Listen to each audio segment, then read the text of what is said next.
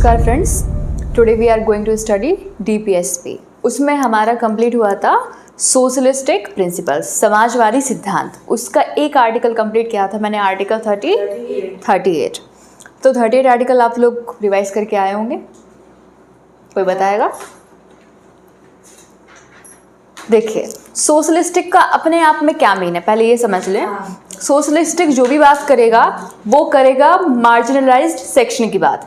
जो section society में हाशिए पर है, मार्जिन्स पर है, मेन स्ट्रीम से अलग है, ठीक है, उसकी बात की जाएगी सोशलिस्टिक प्रिंसिपल्स में। फॉर एग्जांपल, महिलाओं की बात की जाएगी, जेंडर जस्टिस की बात की जाएगी, वर्कर्स की बात की जाएगी, पुअर हैं जो पुअर पर्सन्स है उनकी बात की जाएगी, ठीक है, चिल्ड्रंस की बात की जाएगी। जो वीकर सेक्शन ऑफ सोसाइटी है उसकी बात कौन उठाएगा?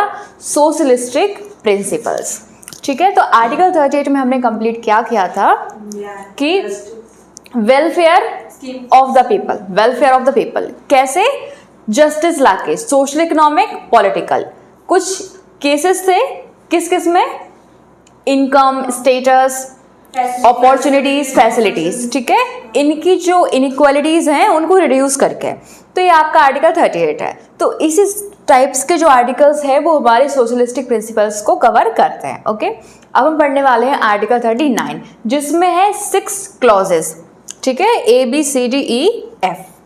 ओके, अब आर्टिकल 39 है वो किसकी बात कर रहा है? सिक्योर, सुरक्षित करना। क्या सुरक्षित करना? जो जीविका के पर्याप्त साधन है, एडिक्वेट मीन्स ऑफ लाइवलीहुड है, उनको सिक्योर करना, ठीक है। राइट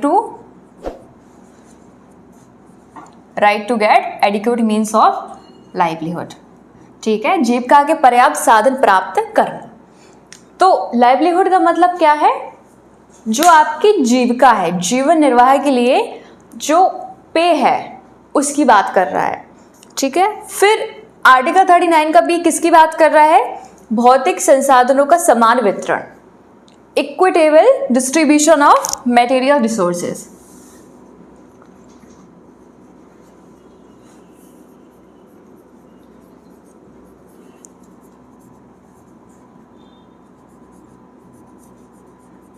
मटेरियल रिसोर्सेज, जो हमारे भौतिक संसाधन हैं उनका समान रूप से वितरण हो, ठीक है।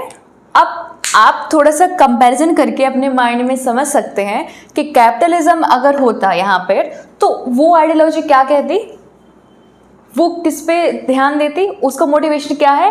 मोर प्रॉफिट, ठीक है, मोर कंपटीशन। उस बेसिस पर क्या होता है? Unequal distribution.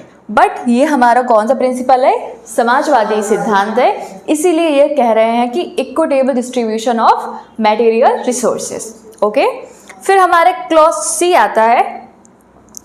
ओके, तो क्लॉज C आता है, वो क्या कहता है कि धन के उत्पादन के साधनों का संकेंद्रण करना। इसका मीन क्या है? जो हमारे कॉन्सेंट्रेशन ऑफ वेल्थ है, ठीक है, वेल्थ वही बात है कि कॉन्सेंट्रेशन ऑफ वेल्थ है वो क्या नहीं हो पाना? एक हाथ में नहीं हो पाना। इसका मीन क्या है? जो रिच पर्सन है उनके हाथ में सारी की सारी वेल्थ है, ठीक है, उसका रोकना, सब केंद्रण करना, यानी कि डिस्ट्रीब्यूशन करना।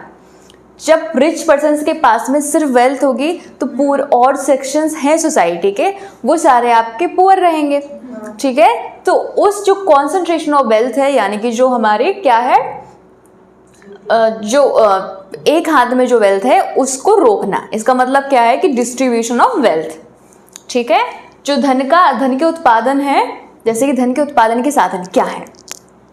जैसे कि फैक्ट्रीज हुए, इंडस्ट्रीज हुई, जो मीन्स ऑफ प्रोडक्शन है, ठीक है, तो उन पर सिर्फ एक सेक्शन का ही हक ना हो, जो होते हैं रिच सेक्शन। इसकी बात कर रहा है हमारा क्लॉज C, यानी कि जो वेल्थ का कॉन्सेंट्रेशन है वो एक ही सेक्शन के पास ना रह जाए, सारे सेक्शंस हैं सोसाइटी के, उन सभी को इक्वली रूप में उसको डिस्ट्रीब्यूट कर दें, ठीक है। ये आपका क्लॉज C कहता है 39 का। अब 39 का क्लॉज D क्या कहता है? मैंने बताया था जेंडर जस्टिस की बात करेगा, तो ये कहता है equal pay for equal work for man and women, महिलाओं और पुरुषों के लिए समान काम के लिए समान वेतन। ये करता है हमारा, काफ़ी क्रूशियल है, 39 का डी। ठीक है, इक्वल पे, जैसे कि आप ट्रेडिशनली जनरली कॉन्वेंशनली देखते हैं कि जो हमारे जनरली वर्कर्स होते हैं, वीमेन हैं जो, उनके लिए पेमेंट जो होता है वो लेस होता है in comparison to man.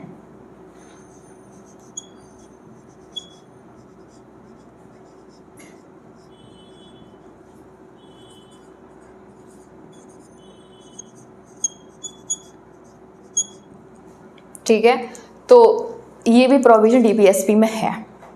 Okay, फिर हमारा आता है क्लॉज ई। क्लॉज ई क्या कहता है? Preservation of health and strength of workers.